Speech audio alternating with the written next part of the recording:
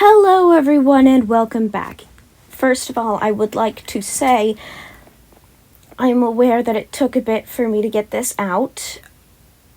School started up again. Now you may be wondering, what do you mean? It's like the middle of summer. I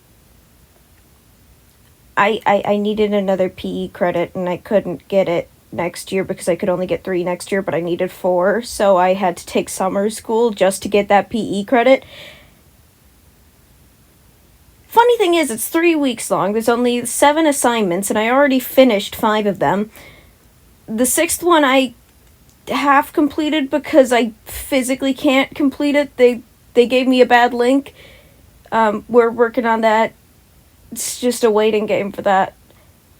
And the other one, it's an ongoing thing. I have to log physical activity. That's literally it. It's a pretty wonky PE class where you really just sit in the classroom all day writing stuff down. But, it's fine, it works. It'll give me the credit, so it works. Also, I just kinda in general have been really busy. I'm getting a new bed soon, so I can stop sleeping on the floor. I broke my box spring and didn't want to go back on my bed after that, so... Also, my bed sucks. It's not the best fit for me. Anyways, on to the story. Today, we are back reading The Poisonous Feather by Lana Fury on Wattpad.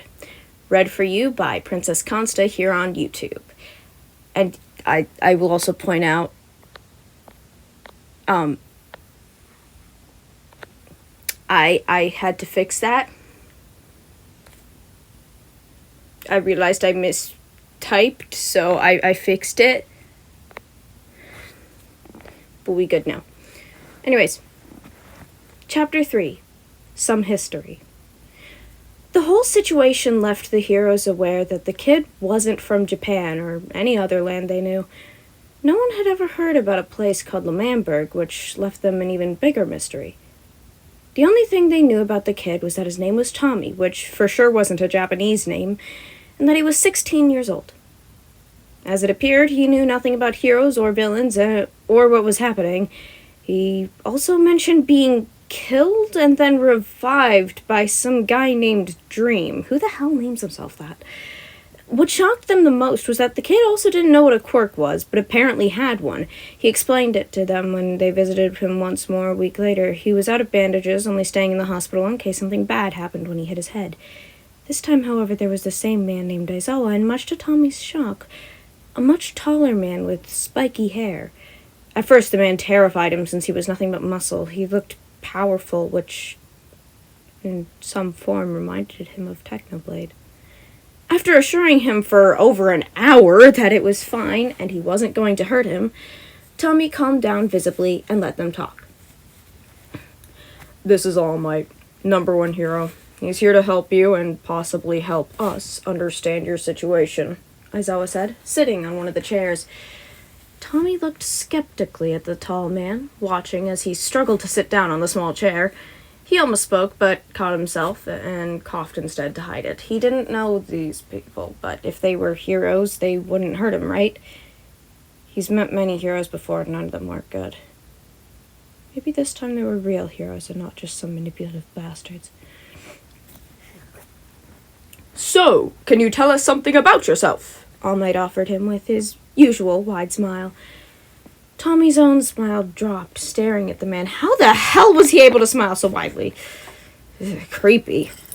He shook his head when he realized they were staring at him intensely, waiting for him to say something. Sorry, I'm not used to talking about myself." He bit his tongue, regretting what he said.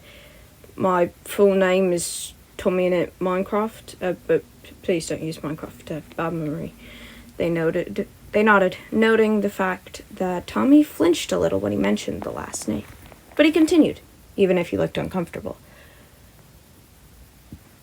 "I have, or most likely had one older brother, and Phil's from what I know, my brother's dead. My father neglected me, so I don't really feel like calling him my dad anymore, Tommy said, fist clenching when he mentioned the word dad. All Might looked at him pitifully, something that Tommy hated. The last thing he needed right now was to see people pitying him. Don't pity me. I'm fine on my own. I was fine being alone all my life, and I will be now, Tommy said, looking away from the two men. Aizawa cleared his throat, feeling the tension in the room. Before All Might could say anything, Aizawa gave him a small glance before looking at the kid again. What's your quirk problem, child? Aizawa asked, watching as Tommy chuckled quietly. I was called many names in my lives, but not problem child. Selfish, raccoon, Theseus, gremlin child, but never problem child. Interesting, Tommy said to himself, shaking his head before answering the question. What's a quirk? Well, it was more like a question. If the heroes weren't shocked enough earlier, they sure were now. The kid didn't know what a quirk was? Tommy noticed how quiet they became and forced himself to look at them. His heart dropped to the bottom of his stomach, realizing that whatever he said probably upset them. The disappointment and confusion was written in their eyes. But instead of yelling or something, they started slowly and carefully. Well, a quirk is something like a power that gives you unique abilities.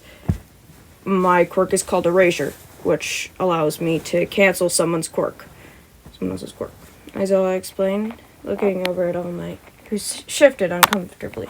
My quirk gives me immense strength and speed, he said. Tommy nodded slowly, deep in thought as he slowly analyzed something. Does it give people different appearances? Like animal traits and shit like that? Tommy asked, looking up at them for a second before his eyes fell back down to his lap. Yeah, pretty much. Sometimes it gives people ears, tails, and much more, All Might said, smiling softly at the kid, whose mood visibly changed. Then I guess my quirk would be wings. From where I come from, we call people who are half animal, half human hybrids. I'm an avian, for example, just like the hero Hawks, Tommy explained, a glimpse of excitement visible in his eyes. The heroes looked at each other before whispering something between each other. All Might looked at the kid slowly to not scare him and offered him the same wide smile. So you are an avian? Tommy nodded slowly, unsure of what he was supposed to think. Could you possibly show us? That is, if you are comfortable doing so, All Might said, assuring him that there was no pressure. Tommy thought for a moment. Back in the Lamberg, almost everyone knew he had wings, and some used it to their advantage. There was a risk that these people would do the same, but they still didn't do anything to him, even though they had many chances. With a soft sigh, Tommy relaxed his entire body and focused on his back. He felt shivers going down his back, which made him shake a little before he felt something poking at his skin. Much to his pleasure, the process was painless, and soon 2 wings spread out from behind his back. They were light blue in color, and occasionally some white feathers could be seen. They looked incredibly strong and long. However, the feathers didn't appear to be in the greatest condition. Some of them were broken, bent in weird and uncomfortable positions. They were big and beautiful, that's for sure. You have beautiful wings, All Might said, looking with awe at the pair of blue wings. Thanks, I need to preen them a bit, though. Tommy said, his hands traveling down his wing and smoothing the feathers so they looked more presentable. You should ask Hawks to help you, since he also does it. Perhaps you could be friends, All Might said to the teen. Tommy immediately stopped, hands freezing between the blue feathers. His eyes didn't leave his wings, but his head tilted to the side. Friend? Why? He asked, glancing at the heroes in front of him. Well, since it seems like you will be staying here for some time, we thought it would be nice for you to have someone to talk to. Maybe you'd be able to fly together, who knows? All Might said excitedly, his smile growing bigger. It seemed like he was more excited than Tommy himself. Yeah, no surprise there. Tommy wanted to be gone and have them forget about his existence entirely. Hell, he was somewhere far from home, and these people looked fucking weird. I guess it wouldn't hurt, he said to himself. He knew he was trusting them way too much. Telling them where he comes from and revealing his wings was already too much. He had no idea why, but something told him that he should trust them. Well, he was already at their 6, so why not? It'll either turn out as a good decision or a bad one, depending on how he behaves. If he's good, maybe I'll leave him alone. But if he's bad, well, the worst thing they can do now is cut off his wings. So how about you ask some questions, I'm sure it'll all be very scary and new to you, so go ahead, ask whatever you want, All Might said, ignoring how Aizawa gave him a tired look. Hey, you said I'm scared. I'm a big man. I'm not scared of anyone or anything, Tommy yelled, puffing his chest as well as folding his wings on his back. All Might chuckled, shaking his head. Aizawa, being used to energetic kids like this, let's not forget his class, only sat down and leaned against the wall. It was going to be a long day. Chapter 4. New Start. After running through countless tests and checkups, Tommy was finally allowed to leave the White Room as long as he had someone of legal age with him. The blonde was quite surprised to hear that Aizawa was the one who took it upon himself to not only sign up his papers but also offer him a ride. Leaving with a bunch of bags in his hands and some old bandages, Tommy could finally take a breathe in and enjoy some fresh air. It was a little bit chilly for him, only wearing his old clothes, which weren't in the best condition. He refused to wear the ones from the hospital, and also refused to wear the coat Aizawa offered him. The older man already helped him, and Tommy didn't exactly feel like owing someone more than one favor. Despite the cold, he followed closely after his guardian to a black car, immediately jumping in once the doors were opened. Of course, the boy had no idea what a car was, always riding horses or other animals that they had back in L'Manberg. So, what exactly is this? Tommy asked once they started moving. Aizawa glanced at him before continuing to focus on the road ahead. It's a car. Something most of the people here use as transport. It's quick and comfortable for most of the time, he said, sneaking a glance at the kid who nodded, observing the road. Does it need food or water? What about rest? The kid asked once more. To which Aizawa couldn't help but stare at him in silence. Tell me, what was your home like? Despite never being one for a long conversation, the elder man couldn't help but give in to the curiosity. Tommy tapped his chin, leaning against the window as he stared at the passing cars. After a moment, he looked over at Aizawa, head tilted to the side. Well, the nation was mostly started by me and my older brother Wilbur. I had a lot of friends, always messing around, creating memories. It was fun, really. We'd ride horses, spar in free time, built some monuments and random shit. Me and my friend Tubbo often pulled pranks on the others, which most of the time didn't end all that positively for us. I remember I once tried to make an army of wolves, but it didn't work out since they had a lot of bones and I quickly ran out of them. Bad memory. Also, I think hunting was one of my favourite things to do, especially when it was just me and Wilbur sneaking around the forest looking for cows and shit. I had lots of fun. But stuff happened and it hasn't been peaceful or nice ever since. Sorry, I was probably wrong, but Tommy explained before cutting himself off. Aizawa, even if he seemed to be focused on the road ahead, was deep in thought. This kid was definitely from some different place, especially when he mentioned starting a nation and riding horses. Who does that now? And hunting? He couldn't help but wonder what else this kid went through.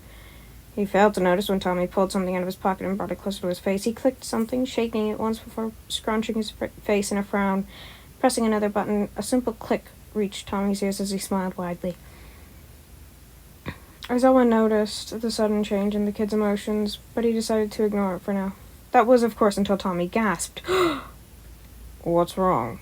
Aizawa asked, blinking tiredly. Tommy giggled under his nose, pressing another button that lit up a small screen in front of him. Aizawa's head shot to the side as he looked at the weird screen in front of him. Name, Tommy. Last name, Init Minecraft. Age, 16. Tommy laughed loudly, reading the information on the screen. What the heck did you do? Aizawa asked, gazing at the road to make sure they didn't crash or anything. It's my communicator back from L'Manberg.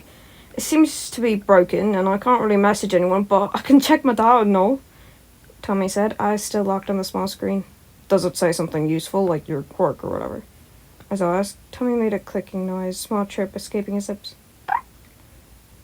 That caught Aizawa by surprise, not really expecting to hear any bird noises from Tommy.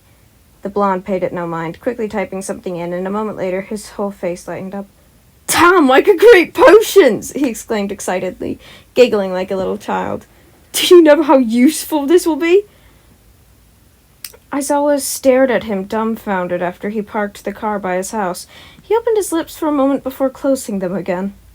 Imagine all the healing potions and strength! Tommy looked like a little kid who just got a new present for his birthday. Aizawa, however, looked dumbfounded as he opened the doors of his car and got out, watching as Tommy did the same. He was still looking down at the small thing, smiling brightly and paying Aizawa no mind. Deciding to somehow catch the kid's attention, he cleared his throat. Tommy stopped and looked over his shoulder at the older male. Remember not to use your quirk too much. You still get drawbacks from it, he said. Alrighty, Tommy said before once again reading the communicator. Aizawa sighed before opening the front doors to his house and letting the kid in. It wasn't a big house, having 2 bedrooms, 2 bathrooms, 1 kitchen, guest room, a living room, Aizawa's office, and a small training room. Tommy found himself sitting in the living room on the floor, his nose still in the information he was receiving. What did I bring upon myself? Aizawa whispered before pulling out his phone.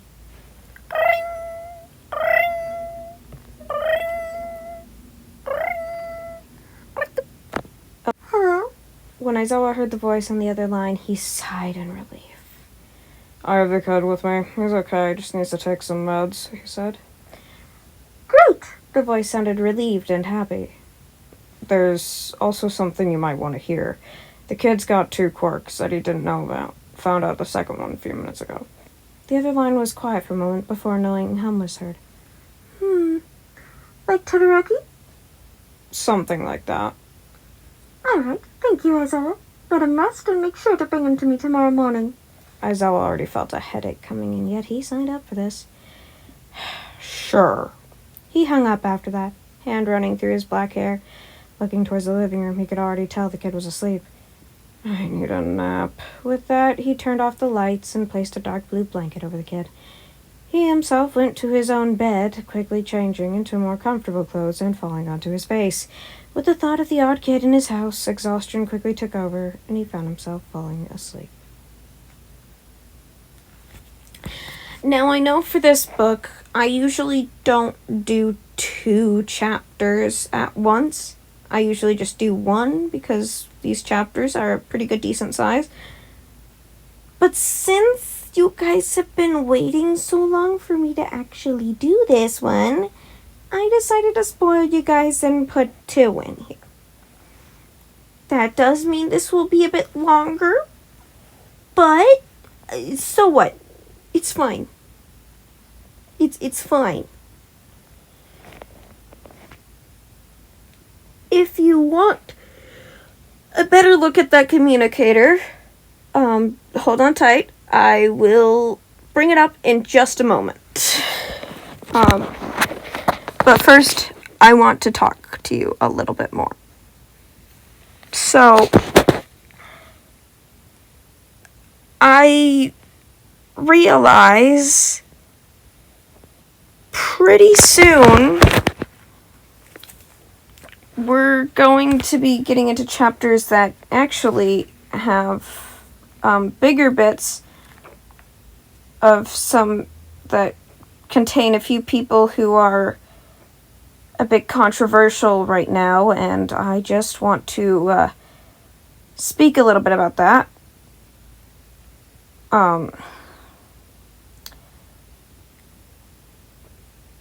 It's not going to be that soon, but I just want to say it now before I forget.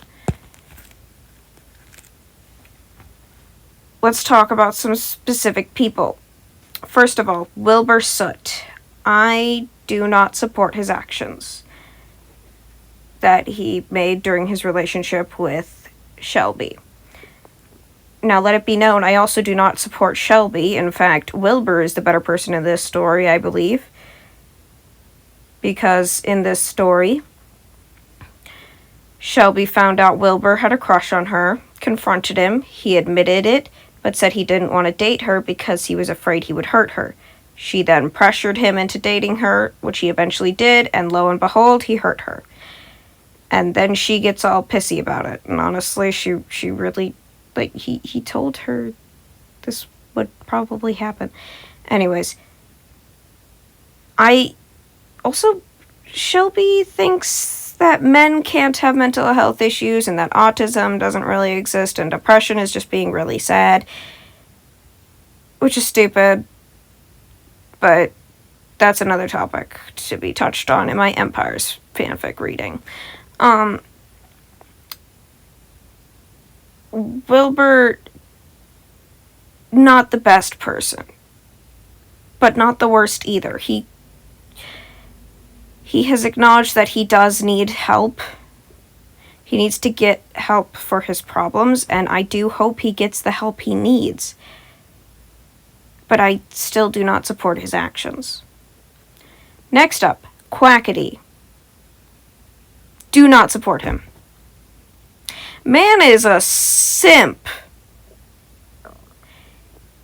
He has such a big crush on Wilbur that he is supporting him fully no matter what.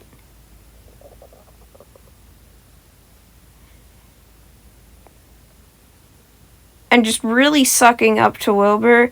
And he is really clingy to Wilbur too, even. I mean, he's like, he hasn't responded. Oh no, he must not like me. And honestly, it's stupid. The man literally said he was going on break from all social media and not going to be touching his phone for a while. Of course he's not responding to you.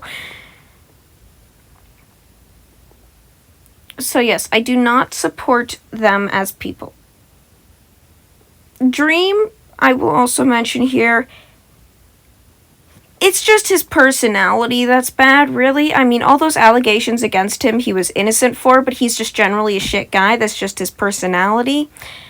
So I don't really support him, but I also don't fully unsupport him, you know? If that makes sense. What's the opposite of support? I don't know. He's just kind of meh. He's just there. It's just his personality is shit. And that's it. So he's not too bad. But their characters are great. And for Wilbur, the music's great, even though he didn't even write a bunch of the lyrics to his songs, apparently.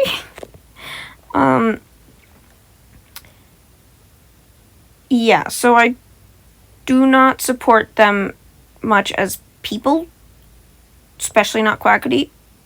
And second on the list is Wilbur. In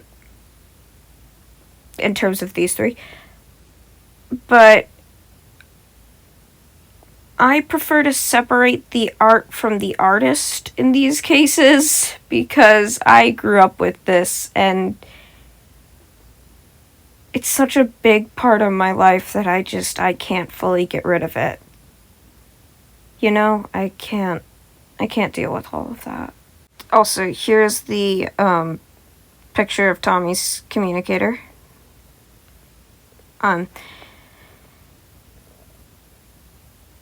Yeah, I don't really know what more to say. I just wanted to mention that.